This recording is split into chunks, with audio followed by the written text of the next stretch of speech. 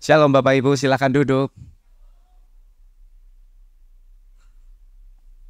Katakan bersama saya orang yang paling disayang Tuhan. Baik, 1 bulan ini Pastor Ivan sudah menabur firman kasih karunia yang begitu luar biasa dan kita berbicara tentang Roh Kudus. Amin. Siapa orang yang percaya kepada Injil boleh lambaikan tangan. Jika kita percaya, maka Roh itu memeteraikan kita. Saat ini Roh Kudus sudah ada di dalam kita. Katakan bersama saya, Roh Kudus tinggal di dalam saya. Jadi saat ini kita nggak perlu minta-minta lagi, Roh Kudus tinggal, datanglah kepadaku. Roh Kudus sudah tinggal di dalam diri kita. Dan hari ini kita akan belajar bagaimana Tuhan menyertai kita, menuntun kita dari dalam, membuat kita memiliki kehidupan yang enak dan ringan. Beberapa minggu yang lalu Pastor Ivan sudah membahas ini secara singkat. Oleh sebab itu hari ini kita beri judul Light and Easy. Enak dan ringan. Saudara ingat, Pastor Ivan bilang, hidup kekristenan itu enak dan ringan. Saya ulangi lagi, hidup kekristenan itu enak dan ringan. Saya tahu beberapa di antara saudara mungkin berpikir, tapi Pak, hidup saya kok berat, gak ringan, dan kadang kurang enak. Saya pastikan setelah kebenaran ini kita dengar, hidup kita enak dan ringan. Amin. Baik, Matius 11 ayat 28-30. Marilah kepadaku semua yang letih lesu dan berbeban berat. Nah ini untuk kita. Siapapun di antara kita yang merasa letih lesu dan berbeban berat, marilah kepadaku semua yang letih lesu dan berbeban berat. Aku akan memberi kelegaan kepadamu. Pikulah kuk yang kupasang dan belajarlah padaku. Karena aku lemah lembut dan rendah hati dan jiwamu akan mendapat ketenangan. Sebab kuk yang kupasang itu enak dan bebanku pun ringan. Katakan bersama saya, enak dan ringan. Siapa yang mau hidupnya enak dan ringan? Boleh yang katakan. Saudara tahu gak kenapa manusia bisa letih lesu dan berbeban berat? Kita mundur ke Taman Eden. Ketika manusia makan buah pengetahuan yang baik dan yang jahat, saat itu manusia melepaskan diri dari Allah. Hari ini aku mau berjalan dengan kekuatanku sendiri, aku mau berjalan dengan pikiranku sendiri, aku mau berjalan dengan dagingku sendiri. Padahal manusia itu penuh dengan ketidaktahuan, ketidakmampuan, penuh kelemahan. Ketika manusia melepaskan diri dari Allah, saat itulah manusia mulai membuat kesalahan. Karena manusia nggak maha tahu dan nggak maha kuasa. Banyak kesalahan yang dibuat saat dia terlepas dari Allah. Begitu juga kita mungkin sehari-hari. Ketika kita berjalan tanpa Allah, kita akan melakukan sesuatu yang mungkin karena ketidaktahuan dan ketidakmampuan kita dan karena kelemahan kita melakukan suatu kesalahan. Dan sejak di Taman Eden itu, manusia mulai membuat kesalahan demi kesalahan dan akhirnya rasa bersalah masuk, rasa malu masuk, perasaan tertuduh masuk. Saya nggak layak, saya bukan orang baik, saya melakukan ini dan ini. Lalu mulai berbeban berat, lalu mulai tertuduh, lalu mulai stres, lalu mulai nggak ke gereja, mulai depresi karena merasa gagal, sampai akhirnya penyakit masuk, sampai akhirnya manusia mati. Oleh sebab itu Tuhan berfirman di Taman Eden, jika engkau makan buah dari pohon ini, maka pastilah engkau mati. Inilah alasan kenapa manusia bisa letih lesu dan berbeban berat.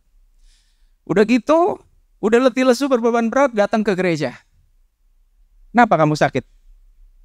Ada dosa. Jarang ibadah ya? Belum ikut care group ya? Pantes gitu.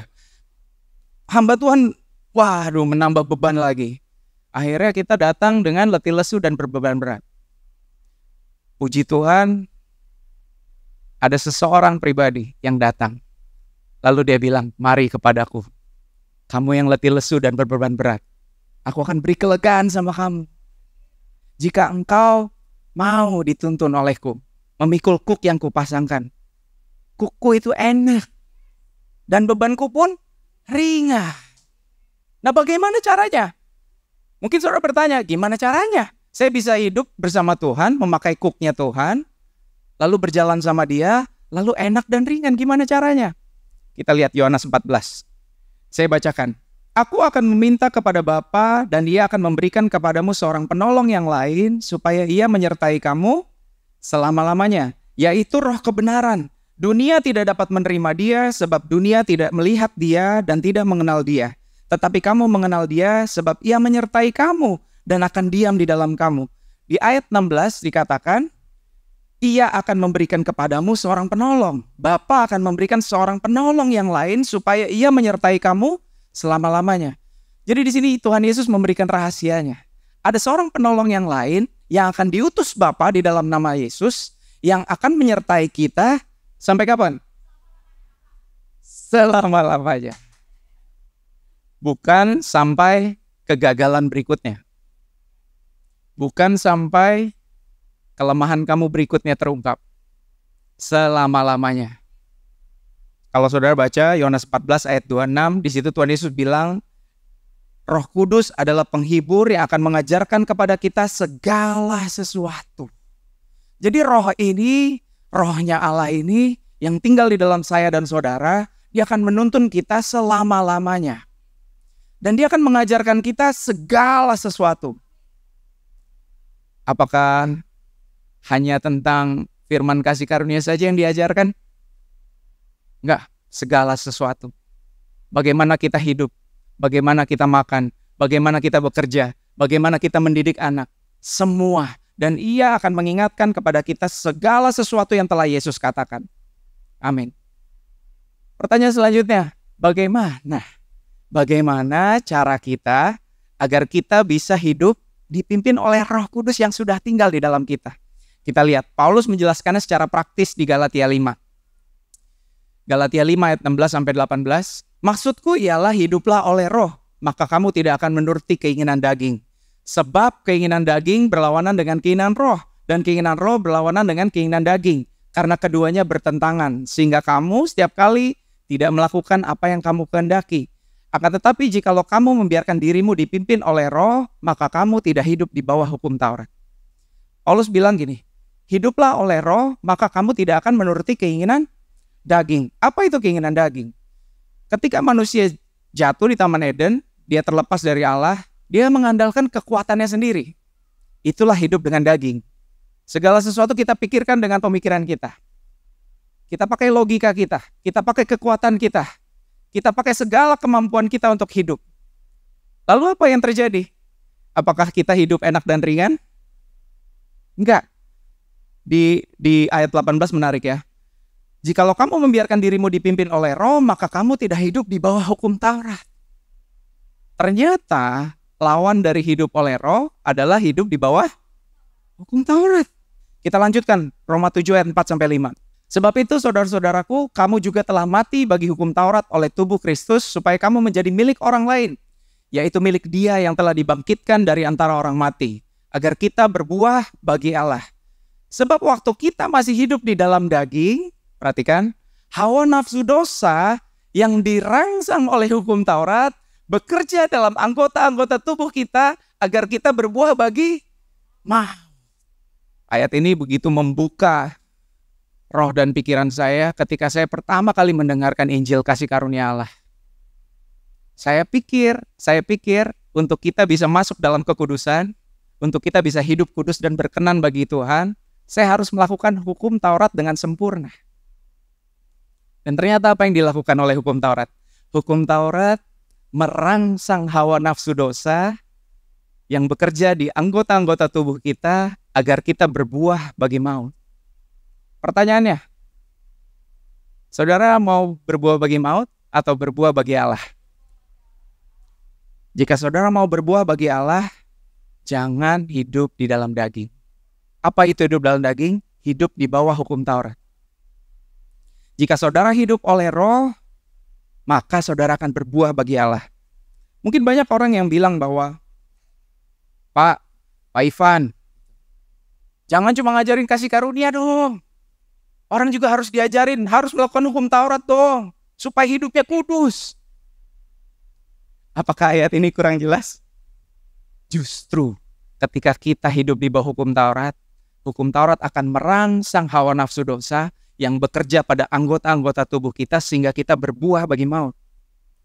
Sangat clear, sangat jelas. Hiduplah oleh Roh. Amin. Saya mau tampilkan sebuah tabel agar hari ini saudara pulang dengan lega, dengan jelas. Kita hidup di alam atas atau alam bawah? Atas. Hidup di bawah kasih karunia. Dasarnya apa? Kita hidup dengan kebenaran karena iman. Karena kita percaya pada Injil, kabar baik akan Kristus. Jika kita hidup di bawah hukum Taurat, kita berdiri dengan dasar kebenaran karena perbuatan kita sendiri. Kita melakukan hukum Taurat, berusaha sempurna di hadapan Tuhan dengan kekudusan kita sendiri. Lalu orientasi kita fokus kepada Kristus kalau kita hidup di bawah kasih karunia. Kebenaran kita adalah pemberian. Kekudusan adalah buah. Jika kita hidup di bawah hukum Taurat, maka orientasi kita adalah fokus kepada diri kita sendiri. Lalu kebenaran kita harus kita perjuangkan. Kekudusan adalah syarat untuk saudara dapat dibenarkan. Jika engkau melakukan dengan setia segala sesuatu yang telah kuperintahkan. Jadi hukum Taurat memaksa kita fokus pada perbuatan kita, kebenaran kita. Lalu cara hidup kita bagaimana? Kalau hidup di bawah kasih karunia, cara hidup kita adalah dipimpin oleh Roh. Berjalan dengan iman. Dari kasih karunia kepada kasih karunia. Dan akhirnya enak dan ringan hidup kita. Tetapi kalau kita hidup di bawah hukum Taurat, kita dipimpin oleh daging kita berjalan pakai logika kita sendiri, usaha kita sendiri, kita jadi transaksional sama Tuhan. Tuhan, aku sudah begini. Maka itu jawab dong doa aku. Tuhan, aku sudah begini. Berkati aku dong. Sembuhkan aku dong. Aku udah ke gereja. Dan akhirnya kita letih, lesu, dan berbeban berat. Apa buahnya? Jika kita hidup di bawah kasih karunia Tuhan, kita berbuah bagi Allah. Hidup dalam kekudusan dan penuh keberhasilan. Jika kita hidup di bawah hukum Taurat, maka kita berbuah bagi maut. Bukan saya yang bilang, tetapi Roh Kudus yang memberitahukannya kepada Paulus. Jika kita hidup di bawah hukum Taurat, kita akan hidup dalam daging dan kita akan penuh dengan kegagalan. Karena nggak ada seorang pun yang sempurna. Nggak ada seorang pun yang mampu melakukan hukum Taurat. Yang terbaik dari orang-orang umat percaya yang sejarahnya ditulis dalam Alkitab pun gagal. Nggak ada yang bisa. Ketika diperkenalkan pada hari Pentakosta orang Yahudi, 3.000 orang mati.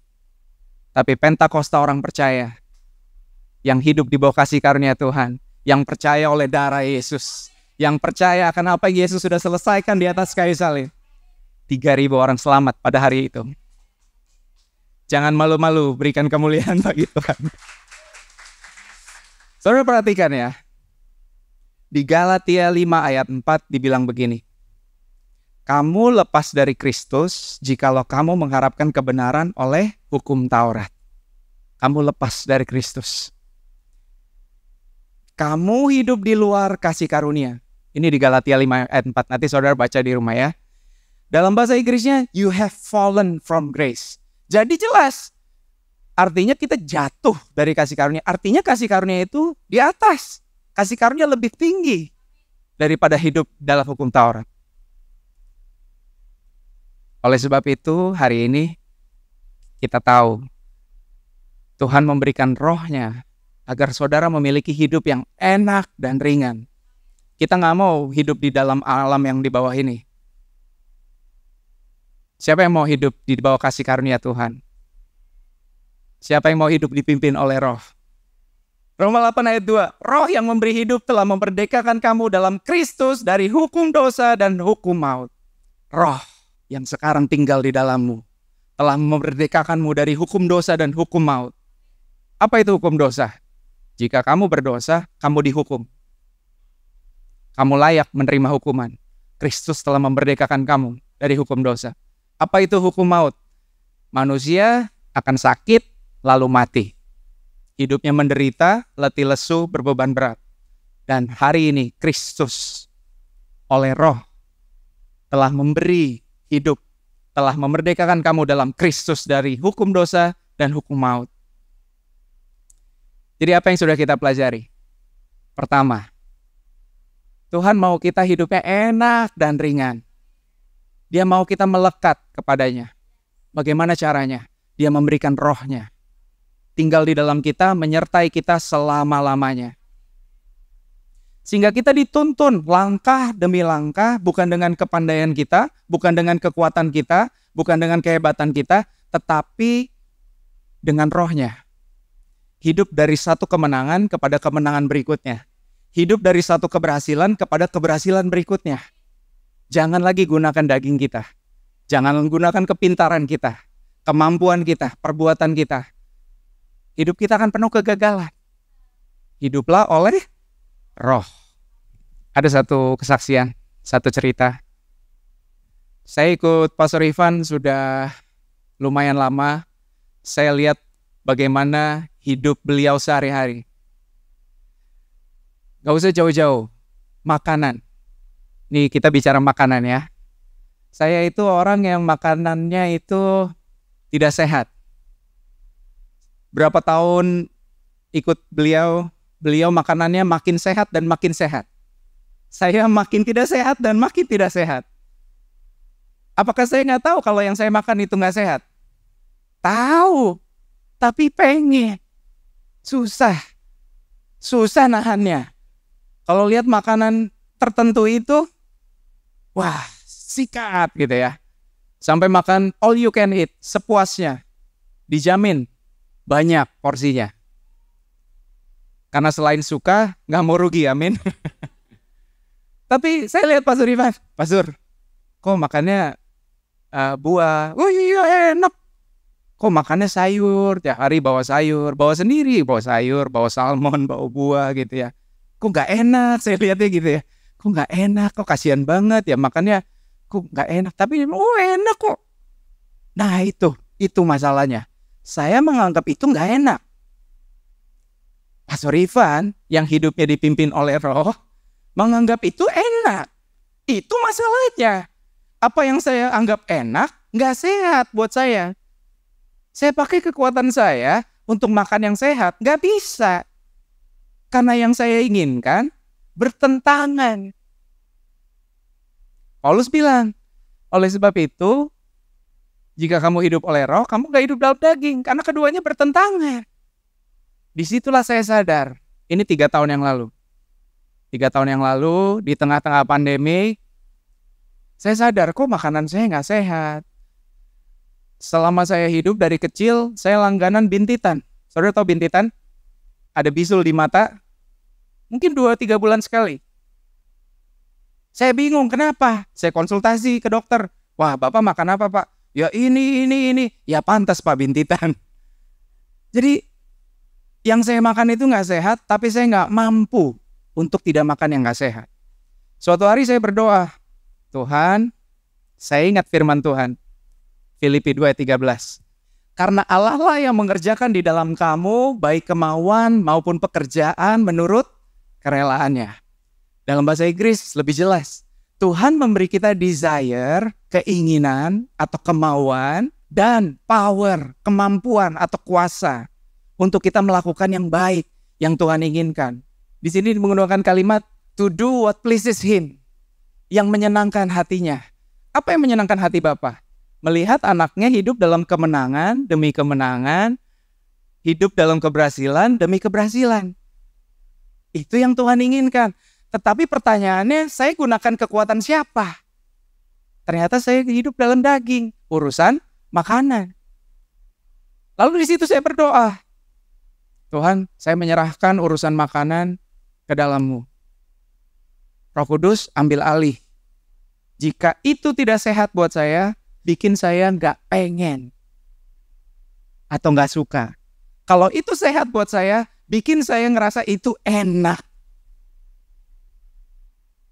Saudara mengerti apa yang saya doakan? Saya mau melangkah di dalam roh. Saya nggak mau pakai daging saya sendiri. Saya mau menyerahkan kepada Roh Kudus untuk memberikan saya kemauan dan kemampuan untuk saya melakukannya. Saudara bisa menebak ceritanya? Belum? Satu hari kemudian, ini instan. Saya juga bingung. Saya nggak bisa jelaskan dengan akal manusia. Besokannya hari Sabtu. Hari Sabtu itu istri saya pesan makanan yang enak-enak, yang biasa saya suka, yang biasa kami pesan pada hari Sabtu. Dan apa yang terjadi? Saya makan pagi-pagi ya, bangun pagi, wah mau makan. Karena Sabtu itu hari cheating gitu ya. Saya mau makan sepuas-puasnya. Suapan pertama, makanan pertama. Ada 5 jenis makanan. Kok nggak enak? Kok saya mual? Oke, mungkin ini nggak bagus. Hari ini lagi kurang oke nih. Yang makanan yang kedua, saya makan. Kok nggak enak?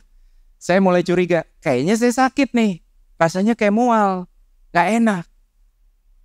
Lalu saya tanya istri saya, ini beli di mana? Makanan ini biasa kok sih? Biasa yang kita pesen. Hah, apa saya sakit ya? Aduh, kayaknya aku sakit nih. Oh gitu. Di kulkas ada apa ya? Coba cari yang lain deh. Karena semua makanan yang di meja saya merasa mual. Saya nggak bisa makan. Akhirnya saya buka lemari es. Dan ada pepaya. Saya benci sekali pepaya. Dari saya kecil saya nggak pernah mau makan pepaya karena saya nggak suka pepaya. Saya benci sekali. Istri saya selalu beli buahnya pepaya. Karena dia pikir ini sehat, bagus dibuat pencernaan gitu ya. Lalu, aduh kenapa sih kamu belinya pepaya? Kan aku kan nggak suka. Yang bagus kok udah makan aja. Lalu saya makan. Kok enak banget. Nah, di situ saya sadar ada sesuatu yang aneh terjadi. Saya makan pepaya, ini buah paling enak yang pernah saya makan. Tapi saya diem-diem aja. Saya nggak bilang istri saya, malu kan. Pas istri saya habis makan gitu, saya di sofa, dia di meja makan, lalu dia lihat, "Lu habisin tuh pepaya." Oh iya, enak. Kesambet apa loh gitu. Istri saya bilang, ini kesambet apa ini suami saya? Kok bisa makan pepaya? Kok ini makanannya di meja, ini dia beli itu untuk saya. Karena dia tahu saya sukanya itu. Saya nggak akan sebut makanannya ya. Karena hikmat Tuhan dan kebutuhan kita berbeda-beda. Amin. Apa yang baik buat saya belum tentu apa yang dibutuhkan bagi saudara. Dan apa yang gak baik buat tubuh saya karena saya sudah terlalu banyak mengkonsumsinya bisa jadi baik buat saudara. Jadi kita jangan membandingkan. Ya, jangan merasa bersalah juga kalau masih makan makanan yang ada di meja makan saya yang saya gak akan sebut juga namanya. Dan istri saya bilang, lu kenapa kok? Nah di situ saya ingat, kemarin saya berdoa menyerahkan area makan dalam hidup saya kepada Roh Kudus untuk mengambil alih. Dan saat itu, saya jadi suka dengan hal-hal yang biasa dibawa Pastor Ivan ke kantor. Yang selama ini saya bilang, aduh kok gak enak gitu ya. Ternyata saya jadi suka sekarang. Saya suka buah-buahan, saya suka karedok, saya suka. Mama saya kemarin beliin asinan. Saya bilang ke mama saya, ngapain sih beliin asinan? Kan saya gak suka asinan. Kan saya gak pernah seumur hidup makan asinan. Mama saya bawain, terus saya makan. Oke juga. Ternyata saya bisa. Itu tadi saya gak pernah makan dan saya benci juga gitu. Dan jangan heran jika saudara menyerahkan area dalam kehidupan saudara, satu area kepada Tuhan, lalu Tuhan mendatangkan kebaikan dalam area itu, lalu saudara diubahkan. Ini gak cuma makanan saudara. Marah-marah, merokok, apapun area yang sedang saudara gumuli. Kebiasaan buruk, gak suka bangun pagi, gak suka olahraga, serahkan kepada Roh Kudus. Allah lah yang bekerja di dalam kamu, memberikan kemauan dan kemampuan. Baik. Ini bagian yang pertama. Kita masuk ke bagian yang kedua. Sekarang kita sudah tahu bagaimana caranya kita terbebas dari daging kita sendiri. Dan daging ini sumber masalah. Daging kita membuat kita melakukan keputusan yang salah, mengambil keputusan yang salah, akhirnya kita memiliki konsekuensi buruk akibat keputusan kita yang salah tersebut. Karena daging kita adalah daging yang sudah jatuh. Jika kita menyerahkan area itu kepada Roh Kudus untuk mengambil alih, jangan heran kalau saudara akan melihat kemenangan demi kemenangan, keberhasilan demi keberhasilan, dan akhirnya kita berbuah bagi Allah. Serahkan, jangan tunda-tunda. Hari ini doa kepada Tuhan, apapun area yang membuatmu bergumul, serahkan kepada Tuhan. Kita akan belajar dari Perjanjian Lama, Saya mau saudara tahu bahwa Roh Kudus selalu bekerja untuk mencari orang-orang yang mau menyambut kasih karunia Tuhan. Roh Kudus datang kepada jiwa yang lain, jiwa yang lain. Jika kita menerimanya, jika kita menerima Injil, maka Roh Kudus itu akan tinggal. Dan setelah dia tinggal di dalam diri kita, yang dia lakukan adalah menuntun kita dari keberhasilan kepada keberhasilan. Tadi dari perjanjian baru, sekarang dari perjanjian lama. Apa yang kita bisa pelajari dari kisah ini? Kisah ini adalah kisah Abraham. Ketika Tuhan menyuruhnya mempersembahkan Ishak anaknya. Kejadian 22 ayat 2. Ambillah anakmu yang tunggal itu yang kau kasihi, yakni Ishak. Pergilah ke tanah Moria dan persembahkanlah dia di sana sebagai korban bakaran pada salah satu gunung yang akan kukatakan kepadamu. Saudara sudah tahu ceritanya. Abraham membawa Ishak ke atas gunung. Lalu Ishak bertanya, "Bapak, kita mau persembahin korban bakaran. Kayunya sudah ada. Korbannya mana?" Apa yang Abraham jawab? Abraham bilang, "Allah yang akan menyediakan anak domba untuk korban bakaran baginya, anakku." Ini iman Abraham. Dari mana iman ini timbul? Dari mana Abraham tahu kalau Allah akan menyediakan korban pengganti? Karena di Kejadian 17 dan Kejadian 21, Allah berfirman, "Bangsa dari keturunanmu adalah bangsa yang besar. Dan dia akan lahir dari keturunan Ishak." Abraham percaya kalau Tuhan berjanji, janjinya nggak pernah gagal. Amin. Tuhan tidak pernah berdusta. Jika Tuhan bilang bahwa bangsa yang besar keturunanku akan lahir dari keturunan Ishak, lalu Tuhan menyuruh mempersembahkan Ishak, nggak mungkin. Oleh sebab itu Abraham naik ke atas dengan iman. Allah akan menyediakan korban itu, anakku. Kamu gak usah takut. Lalu Ishak diikat. Lalu ketika Abraham mau sembelih Ishak, Tuhan bilang, "Stop. Aku tahu kamu gak segan-segan memberikan anakmu. Biar aku berikan pengganti, yaitu anakku," kata Tuhan. Lalu seketika itu Abraham menoleh ke belakang dan Abraham melihat seekor domba jantan tersangkut dalam belukar. Apa yang digambarkan? Yesus adalah korban pengganti. Yesus adalah sang domba jantan yang tersangkut di kayu salib. Ini semua berbicara tentang Yesus yang menggantikan posisi kita, posisi saya dan saudara tergantung di atas kayu salib, satu kali untuk selama-lamanya menghapus dosa kita. Amin. Dan apa yang terjadi selanjutnya? Ketika mereka turun dari bukit, nama Ishak nggak pernah disebutkan lagi. Namun ada nama lain yang disebutkan. Kita lihat ayat 19. Kemudian kembalilah Abraham kepada kedua bujangnya dan mereka bersama-sama berangkat ke Beersheba dan Abraham tinggal di Beersheba. Ishak udah gak disebutkan lagi setelah itu. Di Kejadian 22, 23, nanti akan muncul lagi di Kejadian 24. Tapi udah gak disebutkan lagi. Tapi muncul bujang. Bujang itu apa? Pembantu. Helper. Siapakah dia? Roh Kudus. Ingat tadi Yohanes 14. Seorang penolong akan diutus oleh Bapa dalam namaku. Dia akan menyertai kamu selama-lamanya. Ini gambaran Roh Kudus. Jika saudara lihat Kejadian 22, nama Ishak udah gak disebutkan. Di Kejadian 23, di situ menceritakan tentang kematian Sarah. Di Kejadian 24, ini pasal terpanjang dalam kitab Kejadian. Ini menceritakan bagaimana bujangnya, hambanya Abraham, mencari calon mempelai bagi Ishak, bagi tuannya. Apa yang dikatakan di sini? Apa yang digambarkan melalui kisah ini? Setelah Yesus menanggung dosa kita di atas kayu salib, satu kali untuk selama-lamanya, selanjutnya Roh Kudus bekerja mencari mempelai bagi Yesus. Roh Kudus memampukan Injil diberitakan dengan luar biasa dahsyat. Tanda-tanda dan mujizat diberikan. Injil kasih karunia Tuhan masuk ke seluruh penjuru dunia, agar setiap orang yang merespon kasih karunia Tuhan dimeteraikan dengan Roh Kudus. Kita lihat kisahnya satu persatu.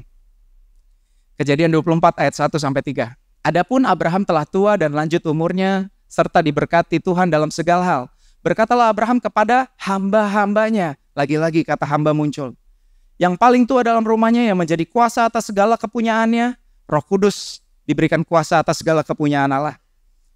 Baiklah, letakkan tanganmu di bawah pangkal pahaku, supaya aku mengambil sumpahmu demi Tuhan, Allah yang punya langit dan punya bumi, bahwa engkau tidak akan mengambil untuk anakku seorang istri dari antara perempuan Kanaan yang diantaranya aku dia. Jadi Roh Kudus memiliki misi atau tugas mencari mempelai. Hari ini banyak mempelai yang saya lihat hadir di sini.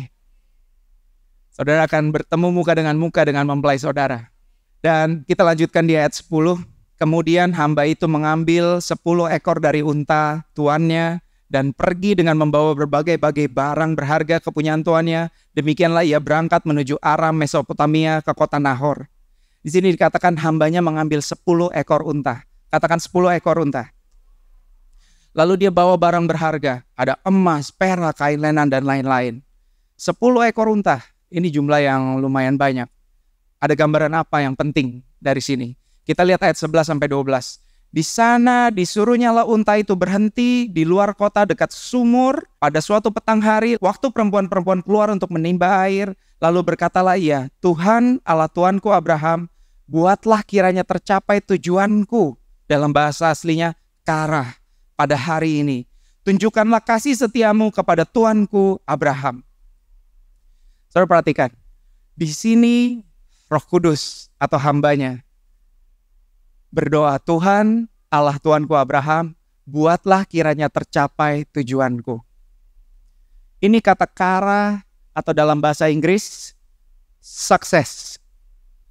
Kalau dunia mengetahui kata sukses dengan cara yang berbeda dengan kita, bagi anak-anak Tuhan, bagi mempelai Kristus, kesuksesan itu adalah ketika Tuhan menaruh kita di tempat yang tepat, di waktu yang tepat.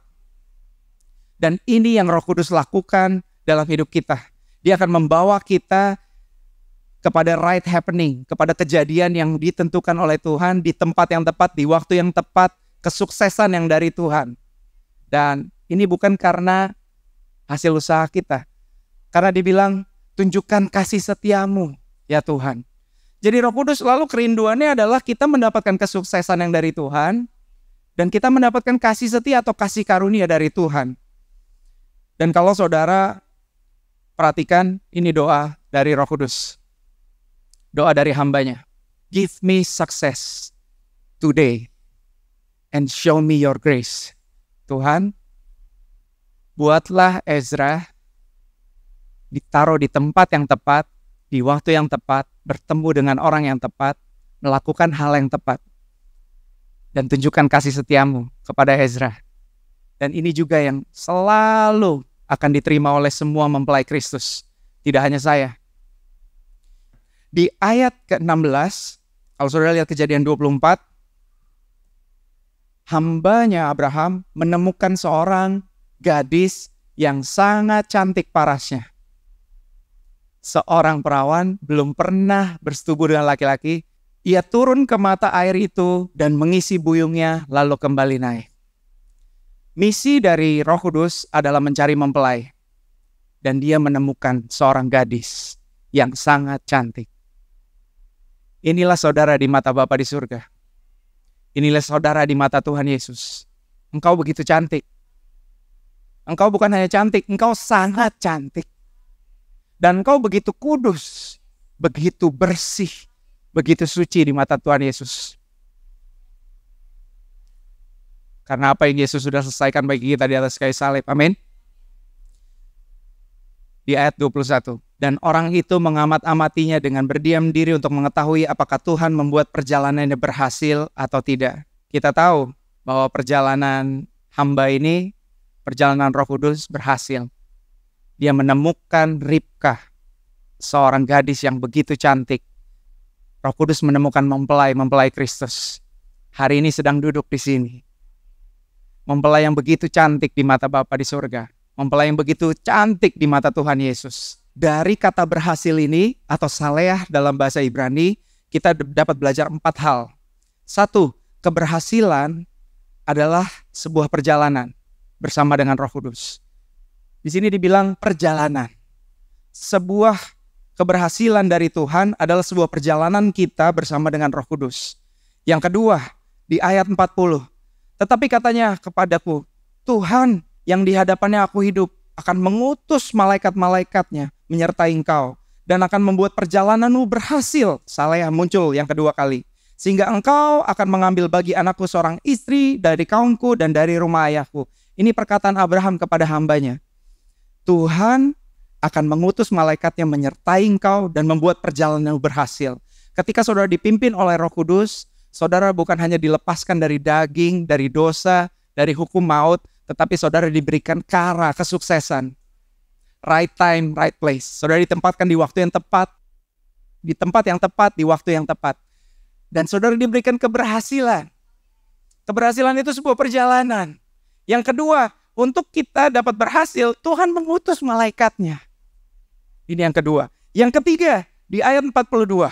Dan hari ini aku sampai ke mata air tadi. Lalu kataku, Tuhan, Allah Tuanku Abraham, sudilah kiranya engkau membuat berhasil perjalanan yang kutempuh ini. Hambanya berdoa kepada Tuhan. Untuk kita dapat melihat keberhasilan, Roh Kudus menuntun kita berdoa.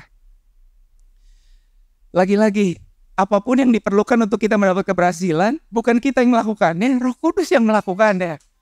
Roh Kudus berdoa dan menuntun kita untuk berdoa agar kita mendapatkan keberhasilan. Terakhir, ayat 56. Tetapi jawabnya kepada mereka, jangan tahan aku, sedang Tuhan telah membuat perjalananku berhasil. Lepaslah aku, supaya aku pulang kepada Tuanku. Hambanya Roh Kudus berkata kepada Laban, kakak dari Ribka, dan kepada keluarga yang di sana, jangan tahan aku.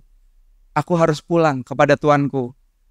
Kalau perjalananku berhasil, aku harus membawa Ribka pulang kepada Tuanku. Apa yang ingin saya sampaikan pada saudara? Ketika kita melihat keberhasilan, Roh Kudus akan menuntun kita kembali kepada Tuhan Yesus. Banyak orang yang mengalami keberhasilan, lalu dia mulai melihat kepada dirinya sendiri. Dia melihat bagaimana dia berusaha, bagaimana dia pintar, bagaimana dia hebat. Dia nggak mengembalikan kemuliaan kepada Tuhan. Lalu dia mulai hidup dengan dirinya sendiri. Lalu dia mulai ngerasa, kayaknya saya mampu nih hidup berhasil. Saudara tahu, tadi saya menyebut 10 unta dan tanda dari seseorang yang dipilih Tuhan untuk calon menantu dari Ishak. Roh Kudus mengatakan, jika ada perempuan yang menuangkan air bagiku dan bagi ke-10 untaku, dialah itu. Dan Ribka melakukannya. Saudara tahu, 10 berbicara tentang kesempurnaan Allah. Dan gereja Tuhan, Ribka, mempelai Tuhan, adalah suatu gereja, suatu kumpulan orang yang selalu memberitakan firman di mana ke-10 tuntutan kesempurnaan Allah dipuaskan oleh pribadi Yesus Kristus yang sudah tergantung di atas kayu salib. Dan 10 untanya minum sampai puas. Laban melihat bahwa adiknya mau dibawa pulang, dia bilang, jangan pulang, tinggallah dulu 10 hari lagi. Di ayat 55 bilang jangan, tinggal dulu 10 hari lagi. Ini kan ayat 56. Di ayat 55 bilang, jangan, tinggal 10 hari lagi. Akan ada orang-orang yang gak mau kita kembali hidup dalam kasih karunia Tuhan. Akan banyak pihak yang maunya kita hidup di bawah hukum Taurat. Fokus kepada daging kita sendiri, kepada usaha kita sendiri, kepada kepintaran kita sendiri, kemampuan kita sendiri. Sehingga akhirnya kita gagal. Tetapi yang keempat dari keberhasilan, kata Saleh yang muncul di dalam pasal ini, kita dapat belajar. Roh Kudus akan menuntun kita kembali kepada Tuhan Yesus. Kita baca ayat 65 sama-sama. Katanya kepada hamba itu, siapakah laki-laki itu yang berjalan di padang kara kita? Jawab hamba itu, dialah Tuanku itu. Ketika Ribka jalan bersama hambanya, dia lihat ada seorang laki-laki menjelang senja jalan di padang. Siapa dia? Kata Ribka. Lalu Roh Kudus berkata, itu Yesus. Itulah Tuhan. Ketika kita melihat keberhasilan, Roh Kudus akan berkata, itu Tuhan Yesus yang bayar. Ketika kita melihat kesuksesan, kesembuhan, Roh Kudus akan bilang, Yesus yang bayar. Ketika kita melihat kemenangan terjadi, Roh Kudus akan bilang, itu Yesus yang lakukan. Dan gak hanya itu, ketika kita gagal, Roh Kudus akan bilang, lihat Yesus. Yesus sudah bayar kegagalan kamu, penyakit kamu. Kalau engkau mau hidup menempel, melekat kembali kepadanya, maka kamu akan hidup enak dan ringan. Hari ini, apapun pergumulan saudara, apapun kesulitan saudara, maukah saudara mempersilahkan Roh Kudus mengambil alih area itu, sehingga hidupmu jadi enak dan ringan? Bagi saya mungkin masalah makan, masalah olahraga. Oh, saya percaya kasih karunia Tuhan membuat saya diselamatkan, saya percaya. Kalau enggak mungkin saya pelayanan di gereja, jadi full timer di gereja. Saya percaya soal keselamatan itu karena kasih karunia Tuhan. Karena pemberian, karena Roh Kudus yang tinggal di dalam saya adalah jaminan keselamatan saya. Tetapi soal makanan saya pakai kekuatan saya sendiri ternyata. Mungkin kita adalah orang yang percaya bahwa kita sudah diselamatkan, tetapi dalam bekerja, dalam mendidik anak, dalam berbisnis, kita pakai kepintaran kita pakai usaha kita. Hari ini serahkan area itu kepada Roh Kudus. Dia akan menuntun kita menjadi roh hikmat. Ingat, dia akan berjalan bersama kita, memimpin kita. Dia akan meneguhkan firman kasih karunia karena roh itu berjalan berdampingan dengan firman Tuhan. Dan ketika Injil diberitakan, ketika Yesus diberitakan, Roh Kudus akan mengajarkan kita agar kita mengerti dan percaya pada kebenaran. Dia gak hanya melepaskan kita dari daging kita, dia membawa kita dari kemenangan kepada kemenangan, dari keberhasilan kepada keberhasilan. Dia roh yang begitu lembut, yang ketika kita gagal, bukan berkata, capek lah gue malu, gagal terus. Gak malu apa udah pelayanan, masih gagal. Gak malu apa udah bergereja di Bethesda, masih aja gagal. Roh itu suaranya gak begitu. Roh Allah begitu lembut. Dia bilang, anakku bangkit. Yesus sudah bayar kegagalan kamu. Hari ini nilaimu bukan berdasarkan apa yang mampu kau lakukan. Nilaimu berdasarkan apa yang Yesus lakukan di atas kayu salib.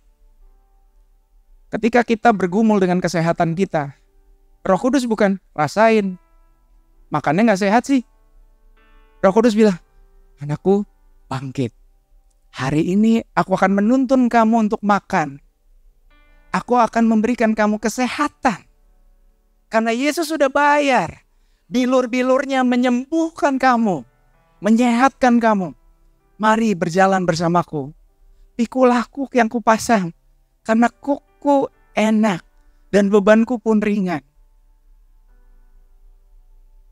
Serahkan area di mana saudara struggle, saudara mengandalkan kekuatan saudara sendiri, serahkan kepada Tuhan. Dan dia akan mengambil alih. Dan hidup kita akan enak dan ringan. Berikan kemuliaan yang paling meriah bagi Tuhan.